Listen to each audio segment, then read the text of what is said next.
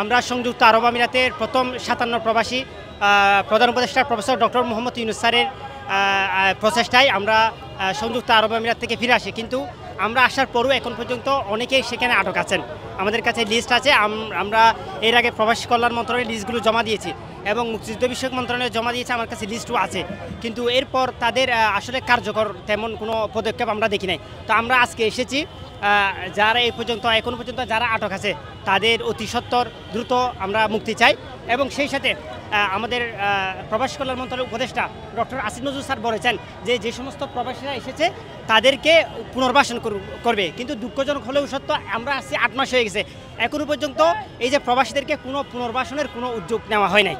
এই জন্য আমরা সরকারের কাছে এটা অনুরোধ জানাচ্ছি, উনি প্রবাসী কল্যাণ মন্ত্রী উপদেষ্টা তিনি যে কথাটি বলেছেন যে এই সমস্ত প্রবাসীদেরকে পুনর্বাসন করবে, হ্যাঁ তাদের কর্মসংস্থানের ব্যবস্থা করবে এবং যারা বিদেশে যেতে চায় তাদেরকে বিদেশে যাওয়ার ব্যবস্থা করবে, এগুলো যেন উনি দ্রুত বাস্তবায়ন করে। আমরা 8 মাস পর্যন্ত অপেক্ষা করছি, 8 মাসে কোনো কিছুই করে নাই, উনি শুধু মুখে বক্তব্য একটা বলে কিন্তু এটা বাস্তবায়ন করে না।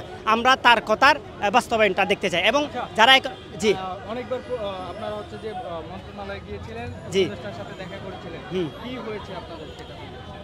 আমরা যখন মন্ত্রণালয়ে মিটিং করেছি তখন আমাদেরকে আশ্বাস দেওয়া হয়েছে যে খুব শীঘ্রই তারা মুক্ত হয়ে আসবে এবং তারা কূটনৈতিক প্রচেষ্টার মাধ্যমে তারা কাজ করতেছে, কিন্তু আমরা দেখলাম এখনও তারা মুক্ত হয়ে আসে নাই, প্রায় 6 মাস হয়ে গেছে। এবং আমরা অন্যান্য যে দাবিগুলো সেগুলো আমরা জানিয়েছি, আমরা বলেছি যে আমরা উপদেষ্টা আমাদেরকে বলেছিলেন যে তারা আমাদের পুনর্বাসন করবে সংযুক্ত আরব আমিরাতে যে সমস্ত প্রবাসী এসছে, কিন্তু কোনো প্রবাসীকে এখন পর্যন্ত পুনর্বাসন করা হয় নাই, কাউকে কর্মসংস্থান ব্যবস্থা তারা করে নেয়। তো আমরা সরকারকে এইটাই অনুরোধ জানাবো। For more updates, follow us on Facebook, subscribe our YouTube channel, get the latest update on www.daily-sun.com.